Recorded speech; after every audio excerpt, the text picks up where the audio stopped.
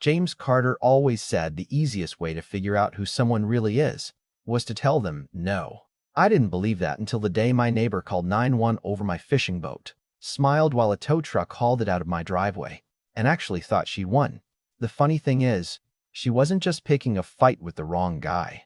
She was picking a fight on the one piece of ground where I happened to write the rules. My name is James Carter, and for almost 11 years I lived in a waterfront neighborhood called Seaside Bluff, a place where people smiled at each other during cookouts, waved while walking their dogs, and pretended everything was perfect until somebody volunteered to run the homeowners association. That's when things changed. I wasn't the loud neighbor. I wasn't the guy throwing parties every weekend or leaving junk in the yard.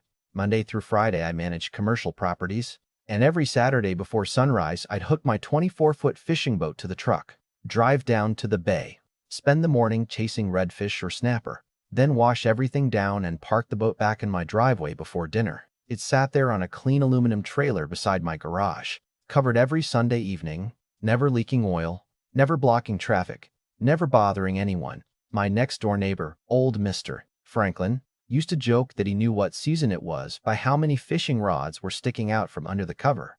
Kids walking by would point at it and ask where I'd gone fishing. It wasn't just a boat to me. It reminded me of weekends with my father before cancer took him, when we'd leave before dawn with thermoses full of terrible coffee and come home smelling like salt water and sunscreen. Every scratch on that hull had a memory attached to it. Then came Linda Hawthorne. She moved into the biggest waterfront house in the neighborhood after her husband retired from some investment firm in Chicago. Nice house, expensive SUV, perfectly trimmed hedges, and within 4 months, she somehow became president of the HOA. At first, nobody complained because she talked about improving property values, keeping the neighborhood beautiful, making sure our community stayed exclusive. Those all sounded like reasonable goals, until every monthly meeting became another opportunity for her to invent a brand new restriction: garden decorations, flag sizes, mailbox colors. Holiday lights had to come down within exactly 7 days after New Year's. Someone got a warning because their basketball hoop leaned 2 inches toward the sidewalk. Another family received a violation notice because their teenage son left his pickup truck parked outside overnight. Every meeting ended the same way. Linda smiling politely while saying, "These standards protect everyone's investment." People grumbled in private, but almost nobody challenged her in public. Then one Tuesday afternoon, an email landed in every homeowner's inbox announcing an emergency HOA meeting. I almost skipped it because I figured it would be another lecture about landscaping, but something told me to go. Linda stood at the front with a projector showing glossy photos of luxury waterfront communities. She spoke for nearly 30 minutes about visual harmony, neighborhood prestige, and maintaining elite appearances before finally getting to the point. Effective immediately. No boats, trailers, recreational vehicles, or similar equipment could remain visible from the street. Violations would result in a $500 daily fine until corrected. The room went quiet. A few homeowners exchanged confused looks because several of us owned boats. I raised my hand and asked the obvious question. Didn't our community always allow boats, since, we're literally built around the water? Linda smiled, the practiced smile I'd come to recognize. Times change, Mr. Carter. Premium communities evolve. I laughed before I realized she wasn't joking. So we're buying waterfront homes, but can't keep boats? A few people chuckled under their breath. Her smile disappeared for just a second. Real boat owners store their vessels professionally, she replied. Driveways aren't marinas. That sentence stayed with me longer than I expected. Not because it offended me, but because it sounded rehearsed, like she'd been waiting to say it. I drove home that night thinking she'd cool off after homeowners pushed back. Instead, 8 days later, I opened my mailbox and found violation notices totaling $4,000 before I even had time to call the HOA office. A city code enforcement officer knocked on my door asking questions about an anonymous complaint claiming my boat violated municipal storage regulations. The officer looked around, measured the distance from the curb, checked everything twice, then quietly admitted my setup looked perfectly legal under city code. Still, because paperwork had already been initiated, I ended up paying an administrative citation anyway. I remember standing in my empty driveway after he left, staring at my boat, wondering why one woman seemed so determined to erase something that had never hurt anybody. I didn't know it yet, but Linda wasn't even close to finished. A few mornings later, while I was sitting through a budget meeting downtown, My phone began filling with missed calls from neighbors, and by the time I finally listened to the first voicemail, my stomach dropped. By the time I called my neighbor Frank back, he answered before the first ring even finished. "James, you need to get home." His voice was in panic, which somehow made it worse. "They're towing your boat." I honestly thought he had to be mistaken. "What do you mean they're towing it? Who's towing it?" There was a pause. Then he sighed. "The HOA president is standing in your driveway with a clipboard, and there's a tow truck hooking it up right now." I don't remember the drive home. I only remember gripping the steering wheel so hard my hands hurt. Every red light felt personal. Every slow driver in front of me felt like another minute I was losing. When I finally turned onto my street, the trailer tracks were still fresh across the concrete. The driveway looked empty in a way it never had before, almost like someone had stolen part of the house itself. Frank walked over before I even got out of the truck. "I tried stopping them," he said quietly. "They said the HOA authorized removal because the fines hadn't been paid." Another neighbor, Melissa, came outside carrying her phone. "I recorded some of it," she said. "Linda kept telling the tow company they had full authority." She hesitated before adding, "James, they scraped the side of your boat pretty badly pulling it through the gate." I closed my eyes for a second. I wasn't thinking about money. I was thinking about my father's fingerprints that used to be on that steering wheel. The afternoons we'd spent polishing that hull together. The memories sitting on the back deck that couldn't be replaced with an insurance check. But anger has a strange way of settling. Mine didn't explode. It became quiet. That kind of quiet usually scares people more.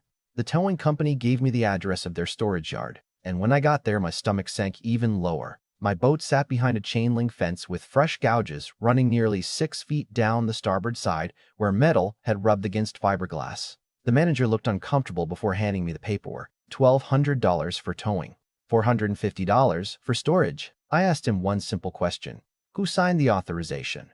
He slid the paper across the counter. Linda Hawthorne's signature sat right there in blue ink. I paid the fees because I wanted my boat back before arguing with anyone, then drove it straight to a repair shop I'd trusted for years. Mike, the owner, circled the hole twice before looking at me. "This wasn't an accident," he muttered. "Whoever loaded this forced it sideways." His estimate came back at just under $3,500. He handed me the paperwork and said something I didn't fully appreciate until later. "Don't fix this until your lawyer photographs everything." That evening I drove to Linda's house. Not because I wanted a fight. Honestly, I still believe two adults could sit down and solve a problem face to face. She opened the front door just enough to step outside, closing it behind her as if I might somehow contaminate the entryway. "Can I help you?" she asked, already knowing exactly why I was there. I held up the repair estimate. "Your tow company damaged my boat." She didn't even glance at the papers. "Your boat never belonged in this neighborhood." I took a slow breath. "Linda, all I'm asking is that we talk about what happened." She folded her arms. "No, James. What happened is that your fishing boat has been dragging down property values for years, and someone finally had the courage to fix it." I almost laughed because the statement was so ridiculous. "Dragging down property values. Real waterfront communities," she continued, "keep boats at marinas, not sitting in driveways like some backwoods fisherman trying to impress people." There it was. Not just the rule, the contempt behind it. She wasn't enforcing standards. She was embarrassed that somebody like me lived next door. Then she smiled. The kind of smile people wear when they think they've already won. "Maybe now you'll start acting like the rest of us." I smiled back for the first time all day. "Funny thing about marinas," I said. "I actually agree with you." She looked confused. "You do?" "Sure," I replied. "I keyed most of my boats at one." She shrugged. "Good. That's where they belong." I nodded once. "Mine too, since I own the marina." For the first time since she'd become HOA president, Linda stopped talking. She blinked twice as if she hadn't heard me correctly. "You own a marina?" "Harbor Point Marina," I answered. "The one about 10 miles east of here." She tried to hide the surprise, but I watched it flash across her face anyway. Everybody within 40 miles knew Harbor Point. It was the only full-service marina on that stretch of coastline. 340 slips, fuel docks, mechanical service, dry storage, charter operations. It had been in my family for decades before I took over management. I never mentioned it around the neighborhood because I didn't think it mattered. My house was my home. The marina was simply where I worked when I wasn't managing commercial properties. Linda recovered quickly enough to cross her arms again. Well, congratulations. Thanks. I started walking away before turning back one last time. By the way, she waited. Doesn't your yacht stay in slip B112, Wolf? Her expression froze. I didn't need an answer because I already knew. Every lease crossed my desk. Every renewal required my approval. Linda and her husband leased one of our premium deep water slips every year, paying nearly $9,000 for the privilege of docking their 32-foot yacht. I wasn't threatening her. I wasn't even hinting. I simply wanted her to understand that she didn't know nearly as much about me as she thought she did. She watched me walk to my truck without saying another word. Most people would probably assume that's where my revenge started. They're wrong. Revenge is emotional. What I did next was paperwork. Boring, methodical, unbelievably effective paperwork. That night, I unlocked the fireproof cabinet in my home office and pulled out the original neighborhood covenanters that had been recorded almost 40 years earlier when Seaside Bluff was first developed. I never actually read every page because I'd never had a reason to.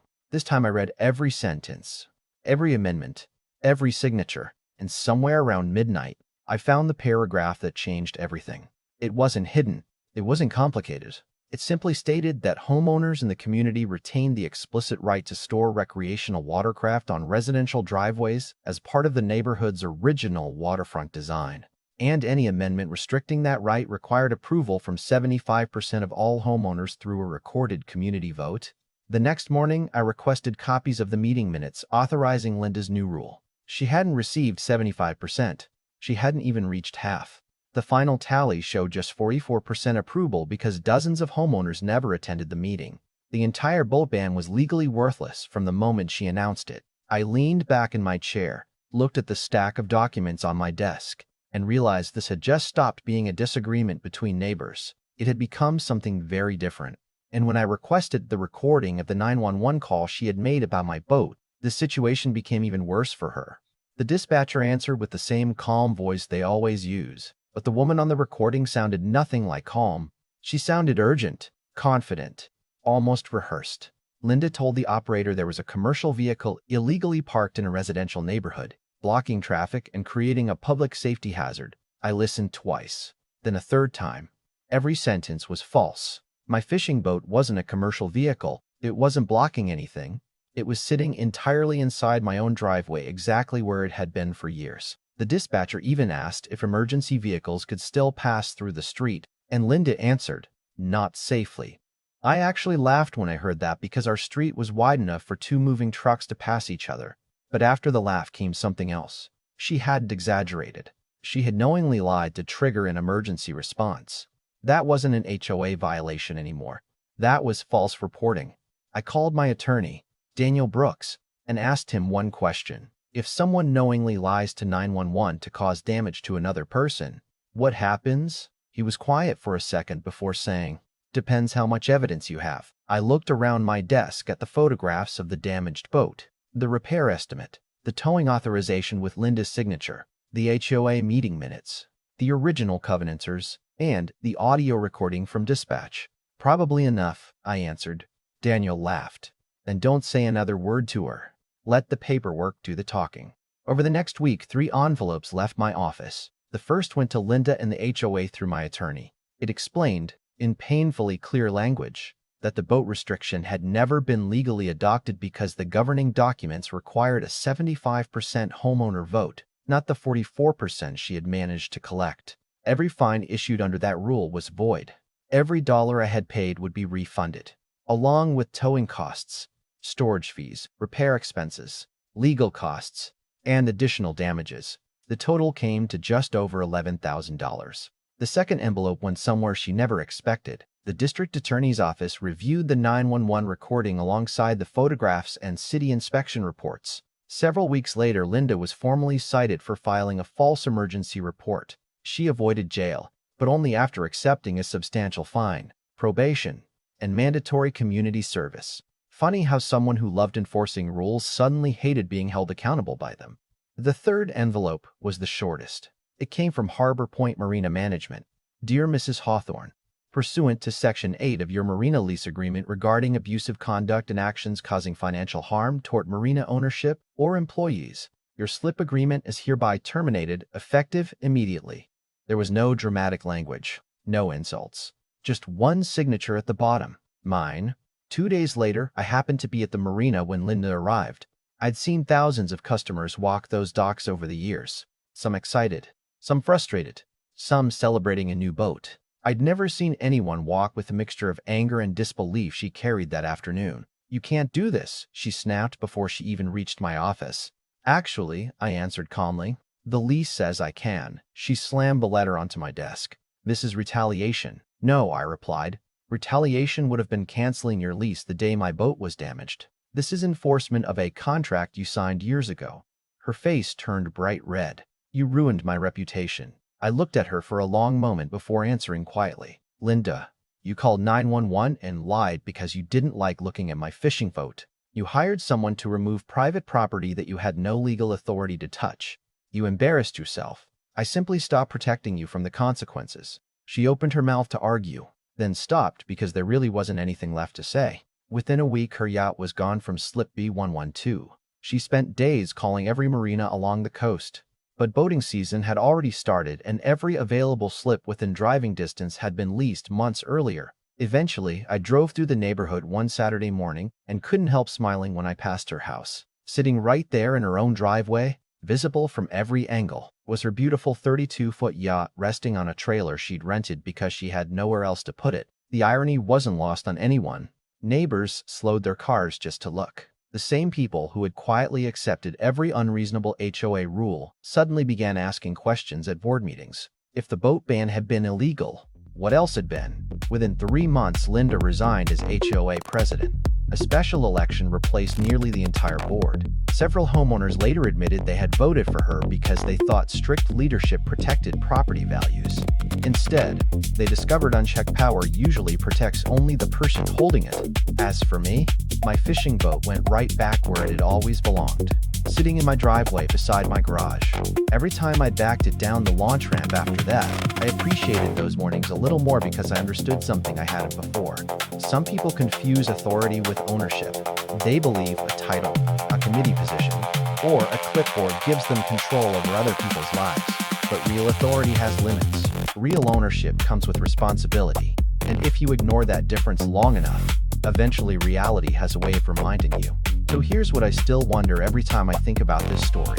If Linda had simply walked across the street and politely asked me to move the boat once in a while, maybe before neighborhood events or holiday weekends, I probably would have said yes without thinking twice. Instead, she chose threats, humiliation, lies, and power plays, and lost far more than a disagreement with a neighbor. What do you think? Did I go too far by terminating her marina lease? Or did she simply experience the same consequences she tried to force onto someone else? Let me know in the comments because stories like this always spark strong opinions. And honestly, I'd really like to hear yours.